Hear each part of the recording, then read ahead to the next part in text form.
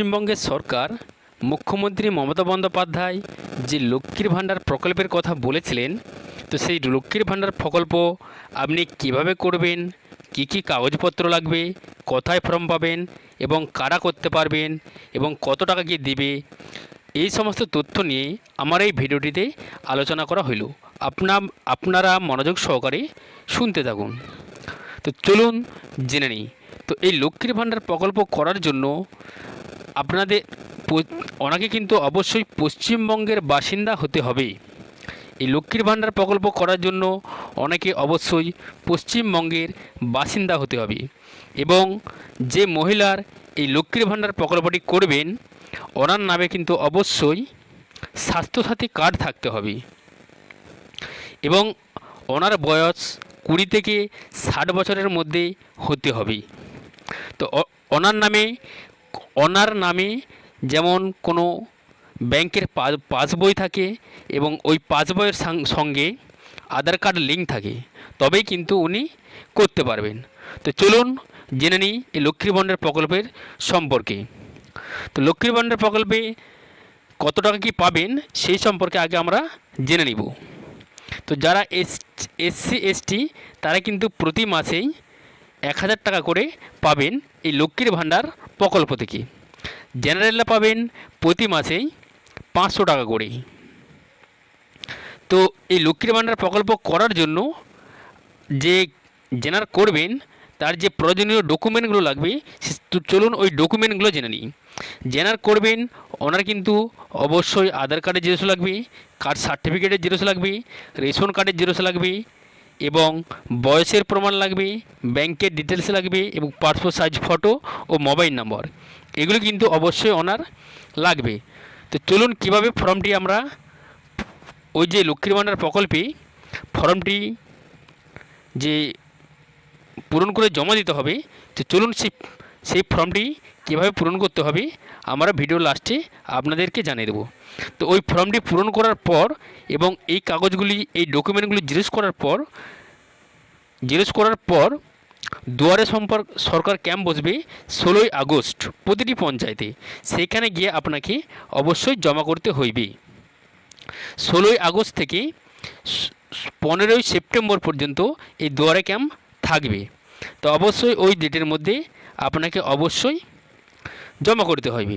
তো চলুন দেখে নিই ওই লক্ষ্মীর ভাণ্ডার প্রকল্পের যে ফর্মটা বেরিয়েছে ওই ফর্মটা কীভাবে পূরণ করবেন সেটা জেনে নিই।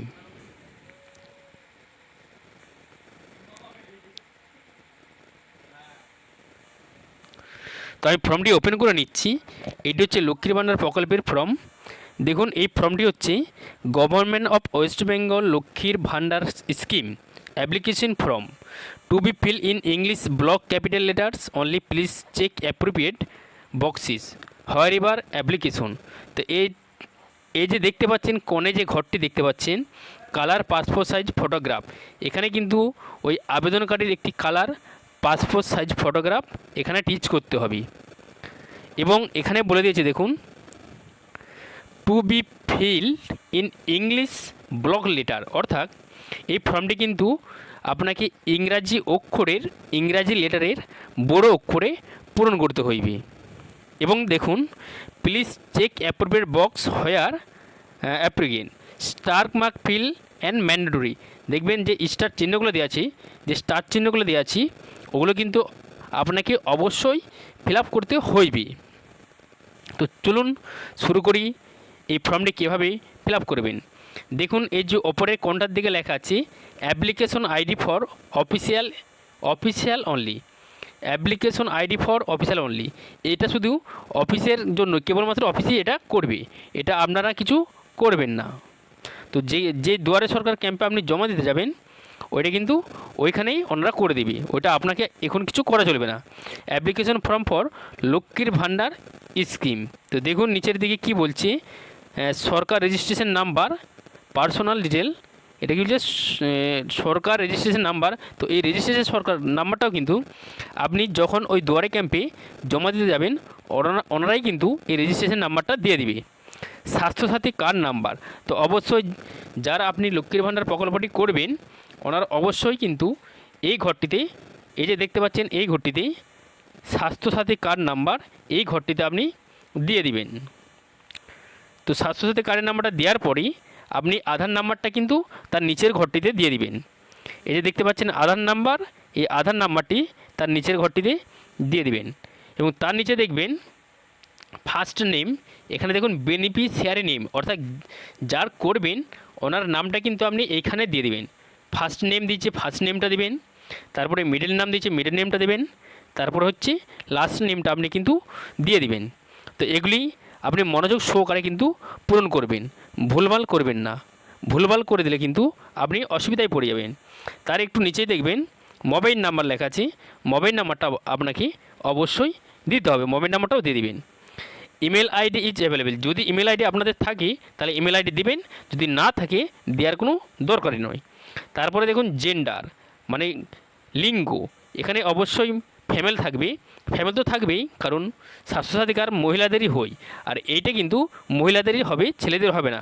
এখানে দেখুন কোনো মেলের কোনো অপশানই নেই, ফিমেল শুধু আছে এবং এই ঘরটিতে কালো একটা বক্স কাটা আছে, কালো চিহ্ন দেওয়া আছে, এটা মহিলাদেরই হবে, ছেলেদের হওয়ার কোনো চান্সেই নেই। তারপরে দেখুন ডেট অফ বার্থ, জন্ম তারিখ, এই জন্ম তারিখটা কিন্তু আধার কার্ড ধরেই আপনাকে অবশ্যই দিয়ে দেবে। তো আধার কার্ডে দেখবেন 20 থেকে যেমন 60 বছরের মধ্যে হয় তবে কিন্তু জন্ম তারিখটা এইখানে দিয়ে দিবেন। অবশ্যই যার করবেন ওনার বয়সটা কিন্তু 20 থেকে 60 বছরের মধ্যে হতেই হবে। দেখুন এজ অন 01/01/2021 অর্থাৎ এনার জন্ম তারিখটাকে এই 01/01/2021 ওনার বয়সটা কত হচ্ছে সেই বয়সটা কিন্তু এখানে লিখে দিতে হবে আপনাকে। মানে ওনার জন্ম তারিখ থেকে এই 01/01/2021 থেকে ওই জন্ম তারিখটা এখান থেকে মাইনাস করে ওনার বয়সটা এই ইয়ারের ঘরটাতে দিয়ে দিবেন, ওনার বয়সটা ওইটাই চাইছে। তারপরে দেখুন ফাদার নেম, যার করবেন ওনার অবশ্যই বাবার নামটা এই যে দেখুন লেখা আছে ফাদার নেম, এই ফাদার নেমের জায়গায় কিন্তু আপনি দিয়ে দিবেন। তো দিয়ে দেওয়ার পর তার একটু নিচে দিকে দেখবেন মাদার নেম লেখা আছে, মানে যার করবেন তার মায়ের নামটা অবশ্যই কিন্তু ওর পরের ঘরটিতেই দিয়ে দিবেন। তারপরে দেখুন পাউচ নেম, এখানে আপনি যার করবেন ওনার স্বামীর নামটা তার সেই নিচের ঘরটিতেই ভালো করে দিয়ে দিবেন। তো এখানেও দেখবেন একটু খেয়াল করবেন, ফার্স্ট নেম বলেছে ওনার ফার্স্ট নেমটা দেবেন, মিডল নেম দেবেন এবং লাস্ট নেম দেবেন। এই ফার্স্ট নেমের জায়গায় ফার্স্ট নেমটা দেবেন, মিডল নেমের জায়গায় মিডল নেমটা দেবেন এবং লাস্ট নেমের জায়গায় লাস্ট নামটা দিবেন। এগুলো কিন্তু পরকে পর দিয়ে ভুল করবেন না, যেভাবে বলা আছে আপনাকে সেইভাবেই দিতে হবে। তারপরে আর একটু নিচের দিকে দেখবেন caste star SC ST others, তো যার করবেন অবশ্যই ওনার কিন্তু স্টার চিহ্ন দিয়েছি, কাস্ট সার্টিফিকেটটা লাগবে। তো এখানে দেখুন SC ST সার্টিফিকেট নাম্বার, তো ওনার যে সার্টিফিকেটটা যদি SC ST হয়, যদি আদার্স হয়, যদি SC বা ST হয় তাহলে কি করবেন এই SC ST দেখুন একটা এই যে এখানে বক্স খালি আছে, এই বক্সটিতে আপনি টিক দিয়ে দিবেন। আর যদি আদার্স হয় মানে SC ST ছাড়াও যদি অন্যান্য হয় তাহলে কিন্তু এই ঘরটিতে আপনি টিক দিয়ে দিবেন। তো তারপরে দেখুন এখানে বলেছি যে SC ST সার্টিফিকেট নাম্বার, তো এখানে অবশ্যই ওই সার্টিফিকেটের নাম্বারটা কিন্তু দিয়ে দিবেন। তো সার্টিফিকেটের নাম্বারটা দিয়ে দেওয়ার পর আপনি আরেকটু নিচের দিকে দেখবেন লেখা আছে ম্যারিটাল স্ট্যাটাস, তো যার করবেন উনি বিবাহিত কি অবিবাহিত সেটি কিন্তু আপনাকে উল্লেখ করতে হবে। যাদের বিবাহিত হয়ে গেছে তারাও হবে, তাদেরও করা যাবে এবং যাদের বিয়ে হয়নি তাদেরও কিন্তু করা যাবে। তো যদি উনি বিবাহিত হন তাহলে যদি উনি বিবাহিত হন তাহলে ম্যারিড করবেন, আর যদি না বিবাহিত হয় তাহলে আনম্যারিড করবেন।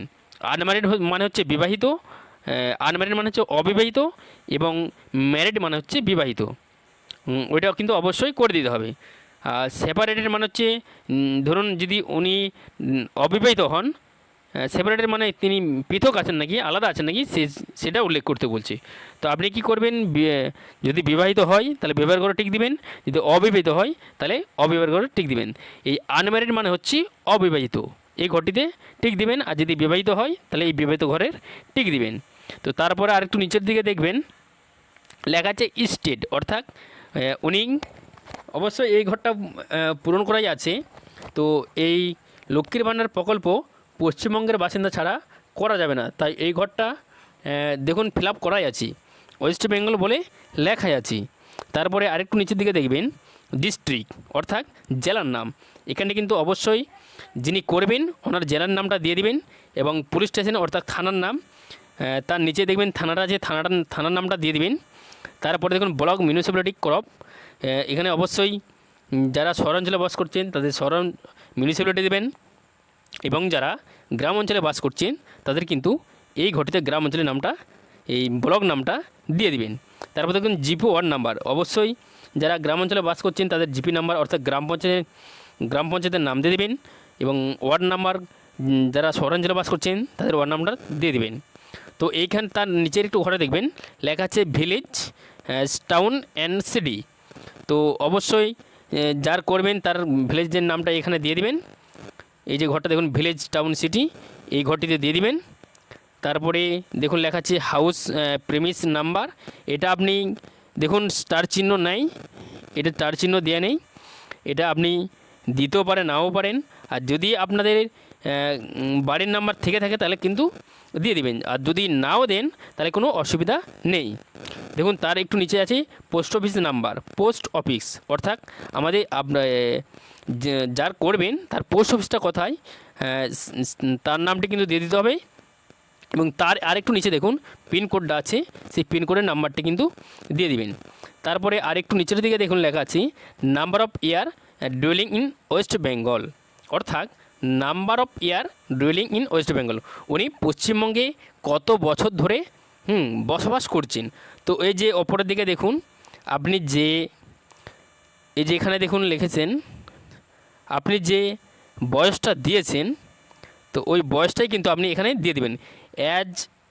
এজ অন যে বয়সটা দিয়েছেন সেই বয়সটাই কিন্তু এখানে আপনি দিয়ে দিবেন, কোনো অসুবিধা নেই। তারপরে তার আরেকটু নিচে দিকে দেখবেন ব্যাঙ্ক অ্যাকাউন্ট ডিটেলস। তো যার ওই লক্ষ্মীর ভাণ্ডার প্রকল্পটি আপনি করবেন ওনার কিন্তু অবশ্যই এখানে ব্যাংকের ডিটেলসটা চাইছেন আপনি দিয়ে দিবেন। ব্যাঙ্ক নেম প্রথমে ওনার যে ব্যাঙ্ক মানে উনি যেই ব্যাংকের অ্যাকাউন্টটা খুলেছেন ওই ব্যাংকের নামটা দিয়ে দিবেন। তারপরে ব্যাঙ্ক ব্রাঞ্চ নেম, উনি কোন শাখায় ব্যাঙ্ক মানে ওই অ্যাকাউন্টটা খুলেছেন সেই শাখার নামটা দেবেন এবং ব্যাঙ্ক অ্যাকাউন্ট নাম্বারটা দেবেন এবং আইএফসি কোডটা, ওই ব্যাংকের আইএফসি কোডটা অবশ্যই দেবেন। এখানটা কিন্তু আপনি ভালো করে দেবেন, একটু ভুল ত্রুটি আপনি করে দেবেন না, পরিষ্কার পরিচ্ছন্নভাবে লিখবেন। তারপরে আরেকটু নিচের দিকে দেখবেন এনক্লোজ ইওর লিস্ট সেলফ অ্যাসেস্টেজ copy, please check stick appropriate box. এটা কি বলছে দেখুন আরেকবার, enclose your list self attested copies please check appropriate boxes, অর্থাৎ আপনি যে করছেন যার করছেন এই লক্ষ্মীর ভাণ্ডার প্রকল্পটি করতে চাইছেন, তো ওনার কিন্তু যেসব ডকুমেন্টগুলি আপনাকে দিতে হবে সেই ডকুমেন্টগুলির পাশে কিন্তু আপনি টিক চিহ্ন দিয়ে দেবেন। কালার পাসপোর্ট সাইজ ফটোগ্রাফ এটা কিন্তু দিবেন। এটা দিয়ে কী করবেন, এই যে বক্সটা দেখতে পাচ্ছেন এই বক্সটা একটা টিক চিহ্ন লাগিয়ে দেবেন। তো টিক চিহ্ন লাগার পর আপনি যে ডকুমেন্টগুলি দিবেন তার পাশে কিন্তু আপনি টিক চিহ্ন দিয়ে দেবেন।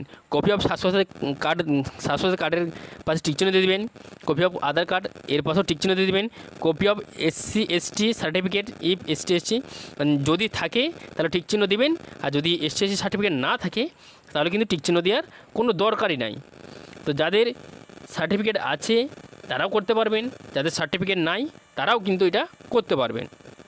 কপি অফ ব্যাঙ্ক পাসবুক, অবশ্যই ব্যাংকের পাসবুক লাগবেই, এটা টিক চিহ্ন দিবেন। আদার প্লিজ স্পেসিফাই, যদি এখানে আপনি কি বলে এখানে বলছে যে আদার্স প্লিজ স্পেসিফাই, যদি আপনি জন্মের কোনো প্রমাণপত্রের দিতে চান দিবেন, না দিলে কোনো অসুবিধা নেই। তার একটু নিচের দিকে দেখবেন লেখা আছে সেলফ ডিক্লারেশন, অর্থাৎ এটা ঘোষণাপত্র দিয়েছি that I am resident of West Bengal, এখানে আপনি প্রমাণ দিচ্ছেন যে আমি হচ্ছি পশ্চিমবঙ্গের বাসিন্দা।